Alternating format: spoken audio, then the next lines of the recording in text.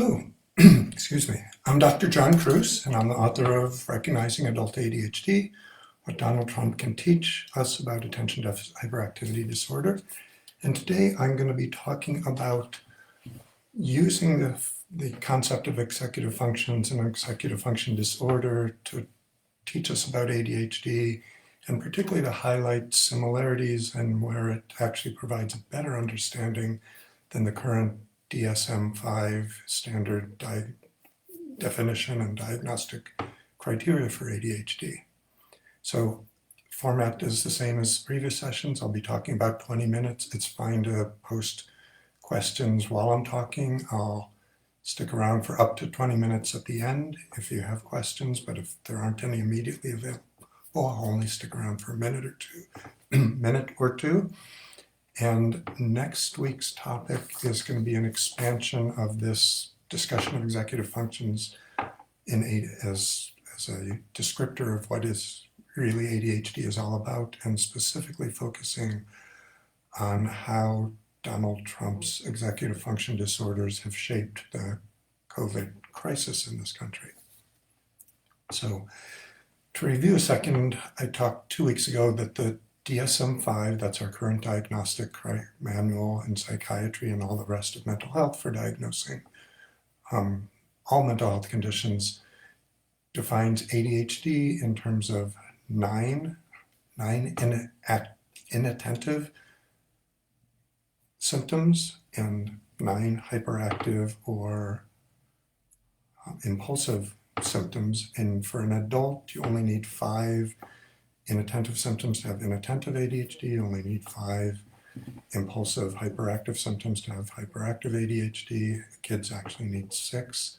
And then there's a few other criteria that you have to have symptoms before the age of 12. Other conditions can't explain the symptoms you're seeing. So that DSM-5 definition has been very useful. It's been useful in helping identify people who need treatment. It's been helpful in research studies where more than 10,000 different studies have found reproducible findings in biochemistry and brain structure and brain connectivity and performance on tests, sort of validating, and genetic area as well, validating the existence of ADHD, but there's some areas that those criteria clearly and robustly fall short on. And one of them is sort of tied to the title of ADHD, which is, ADHD is not a simple matter of lacking or having a deficit in attention. And the executive function model helps us understand much more what this is about.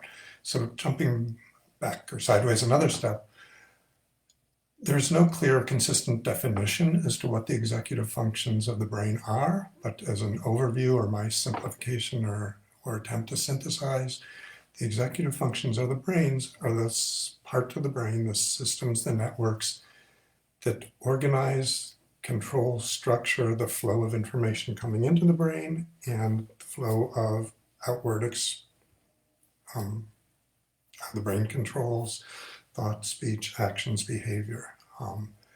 And no two brain scientists seem to have exactly the same list of set of functions that qualify as executive functions. Some of them overlap, some split into more, some throw out some terms or others, but in general, and I'll run through the list quickly and then be going through them in more detail. So one is executive functions have to do with attention in terms of directing attention, maintaining attention, switching attention. They have to do with organizing information, have to do with prioritizing information. Executive functions pertain to time management. They pertain to using your working memory. Executive functions are involved in monitoring your response and how you behave in the world, and for suppressing impulsive responses.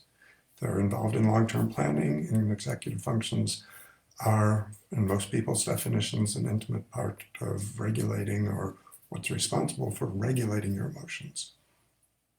So I'm going to jump back to the aspects of attention. So again, most researchers would identify 3 separate realms of controlling, managing attention. One is direct, and I'll use the analogy of the spotlight on a play, how we use how that's used. So for directing attention, that means you want the spotlight on the main actor in the crucial scenes you're lighting. You don't want it wandering off on to the scenery. You don't want it on other characters at the same time. You want to make sure it's on when the character's on. So that's directing attention. Maintaining attention is as simple as keeping that spotlight on the main actor for as long as their monologue or dialogue is going on, and not wandering over to other characters, not turning it off completely, not shooting it up at the sky because they're not paying attention. And then the third realm of attention is switching focus or switching attention. So if there is a dialogue between two characters, you want to be able to switch your spotlight from the person who's talking now to the other person and back again. And you want to be able to do that with control as it's appropriate. So why this is important is there are so many people who think ADD is only or is about inattentiveness, that, oh, distractibility, oh, there's a squirrel, and someone who gets distracted in that sense and thinks that someone who has ADHD has to be distractible absolutely every moment of the day. So one of the more telling anecdotes I have, I think it's in my book as well, I was a chaperone on a class trip in early elementary school, and there's a boy of 7, 8 years old. I was in the group I was supervising. He would drop his mittens, drop his pencils, drop his thermos, literally on a 10-foot tall snowy slope where he was the only kid who took a backpack out with him. Of course, it was an unzippered backpack. At the bottom of the hill, I helped him put everything in the backpack that he had dropped out, his thermos, his mittens, his pencils. I don't know why you take pencils first for a sledding expedition, but he did. Everything zippered up, everything put together at the bottom of the 10-foot hill. By the time he got to the top of the 10-foot hill, he had already lost another mitten. So he was not able to, attend to his own space. He was, when he was eating, there was a penumbra of crumbs around his eating area. This is, some kids are sloppy at 7, 8, 9, but nobody else at the table. I mean, you could tell after he had eaten where he had been eating. There wasn't that mess everywhere else.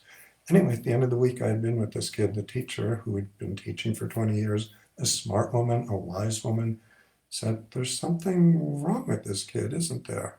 I mean, I was thinking, she said, it was ADHD, but, he's distracted all the time on the trip. He's losing things. He can't keep track of his homework. But in math class, he's so raptly attentive. And I figured if he's attentive there, then it couldn't be ADHD. And again, the title we use certainly leads to this misconception, but the concept that ADHD is a problem of executive functions helps to explain that you can be attentive some of the time, you could be distracted other times, you could have trouble directing attention, you might have trouble maintaining it, you might have trouble switching it, but it's not just an absence or inability to attend.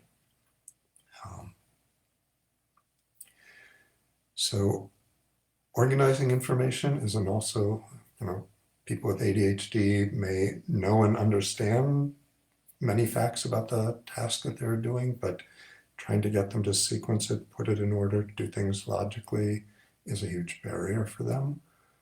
Prioritize. So the other thing I'll say in an overarching way is, I've listed almost 8 or 9, depending on how you split them up, aspects or executive functions. Part of the diversity within ADHD is that you may be equally impaired on all of these executive functions. You may be strongly impaired on some and have others working perfectly well. So again, there isn't just one little brain locus controlling absolutely every one of these things, although we do think all or most of these are organized in the frontal cortex of the brain. But clearly, people with ADHD can have different profiles as to how severely affected or impaired each of these executive functions are. So that's one way people can differ. 2, people can have different compensatory strengths. So some people are extremely intelligent, some are less intelligent. If you're really smart and pick up information really quickly, you might not have to organize it or prioritize it or pay attention in class. You may still be able to pass the test. Someone with So intelligence is a separate domain from ADHD. There's also probably temperamental aspects. Some people are just chronically or have their set point high for happiness, optimism. Others are set more attuned to being negative, pessimistic. Certainly life experiences and ADHD itself can affect some of that, but those temperamental differences can be compensatory strengths that the brain has that may lead to fewer problems if you have strengths in certain areas. And then the third big area that individuals with ADHD are going to differ on is, again, separate from the profile impairments on specific executive functions and separate from compensatory strengths they may have in other areas of brain functioning. Each person lives and learns and has different parts of their character strengthened, reinforced, or insulted, criticized, letting them run into trouble, and people learn from that. So as I'm going to get to next on the list, time management is an area that most people with ADHD have substantial troubles with, and the majority of people with ADHD have problems with tardiness or promptness, or they're the ones who are often just a few minutes late, sometimes many minutes late. But there are certainly a subset of people with ADHD who have learned, either bosses, coworkers, family members told them how rude or how horrible it was, and this individual had a certain amount of conscientiousness or guilt or other attributes, but for them, they learned that it was really important for them to be on time. And again, many people, it's a subset of people with ADHD, can be scrupulously on time. I would say, though, that how ADHD is still tying in, they are devoting more time to being on time than someone without ADHD. So they are taking conscious, specific, extra effort to get there. But again, that to the outside world, it's going to manifest differently. They're going to say, well, doesn't everyone with ADHD have a problem with time management? They're showing up on time for work every day. How does that fit together? And that's, again, one level of how that could fit together. So I've been talking about the time management as an executive function. So tardiness is one aspect of that. Many people with ADHD are late for lots of things. And it's interesting, I've learned when I'm screening to be careful or follow up on that question when I ask if someone's late. Because I had someone who, has seen them for several months, and they came in anywhere from 5 to 15 minutes late. So I knew they were having a problem with time management getting to my office. And I've recalled when I asked them about, are you late to work? They had said, no, the tardiness wasn't a problem for them. And then when I asked them more specifically, well, when does work start? Well, work starts at 9 o'clock. When do you show up? Oh, anywhere from 5 after 9 to 20 after 9. To them, it wasn't late till it was 9:30 or 10 and the manager was yelling at them. That meant late to them. So assessing for time management may be important to ask the right questions or clarify that your own perception of what lateness is or tardiness may be different from the person you're talking to. Another big area where time management becomes an issue is procrastination. And certainly there can be other people who procrastinate either from perfectionism, anxiety, other aspects, which can also be present in ADHD, but just poor time management, thinking, oh, I have time to get to it later, I'll do it later. So procrastination is a significant area where the executive function of poor time management or dysfunction of poor time management comes into the picture with ADHD. Using working memory is another area. So a woman I just interviewed a few days ago was talking about every day she gets onto her computer, she starts to do an action, she opens up a tab here, a tab there, and then has completely forgotten, why did I open that tab? Why is it? So if you gave her a list of 7 things to remember, she may be able, her working memory, maybe they're informal questioning, but in daily life, the working memory, whether it's working memory per se or that it's disrupted by poor attentional processes, she couldn't recall just seconds later why she had opened a tab.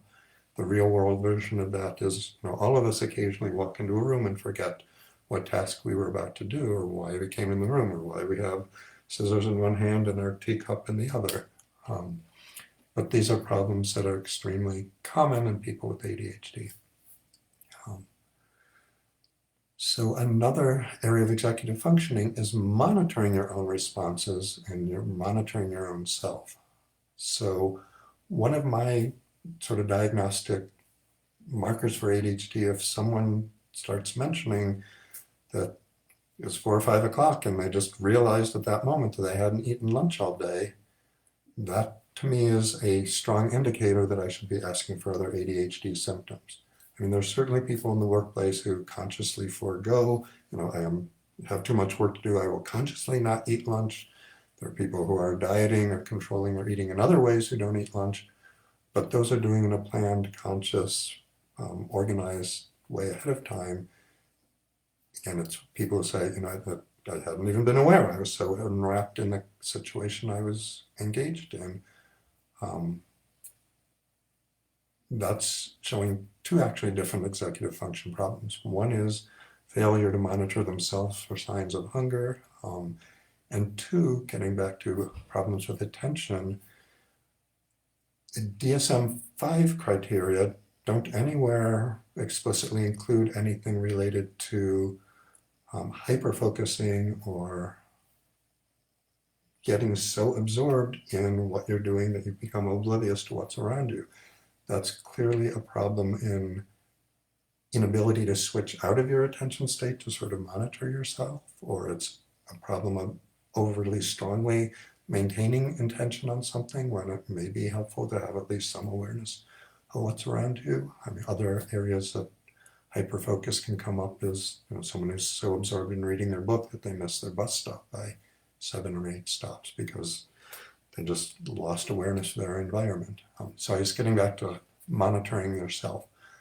Other than eating, one of the areas, there's a whole host of other physical characteristics. People with ADHD are often less attentive, less paying attention to what their own bodies are doing. I do talking therapy, so I do have lots of situations people get strong emotions. Particular anger is one that causes people to get angry. But most people, when they're getting angry, if they don't have ADHD, get angry in an instant, may even apologize afterwards. What I've noticed, both in social situations and in my office, many people with ADHD, when they're having a state of emotional arousal, are getting louder and louder and louder. And I actually have some interesting old copper vessel, almost human torso size, that reverberate in my office when people get too loud. So monitoring their own volume, monitoring their own bodily sensations of hunger, one of the contributors to staying up late is not monitoring how sleepy you are and just wanting to watch one more video, listen to one more podcast rather than paying attention to, wait a minute, my brain is really tired right now.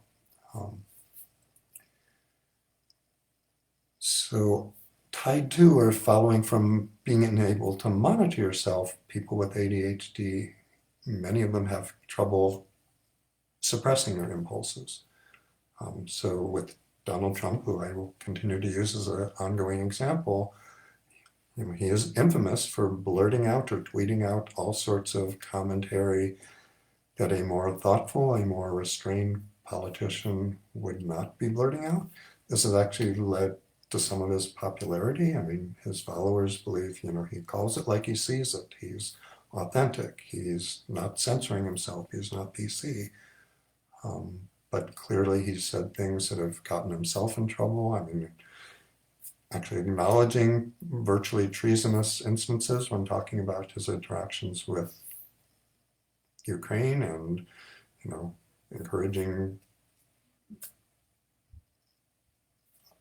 other commentary that clearly is not in his best political interest to say. I mean, this is part of why his lawyers have been so strenuously, during the impeachment hearings and other investigations into his conduct in office, so strenuously do not want him to testify. Separate from the extent to which there may be malfeasance that he's trying to cover up, they also know that this is not someone who has a self-control to prevent himself from blurting out revealing comments of what he had done or not done. So, and some of this also bleeds into another and the last executive function that I'm going to be talking about, which is regulating emotion. So regulating emotions, many people tend to think of ADHD in its cognitive realm, and it's the realm of focusing on academic performance, on doing a job in the classroom, doing a job in the performing a task in the workplace. But the emotional realm is certainly an area that ADD affects, and emotional dysregulation is shorthand for saying people have low frustration tolerance. Many people with ADHD, they are more prone to get irritable, to respond quickly, to respond with huge emotions.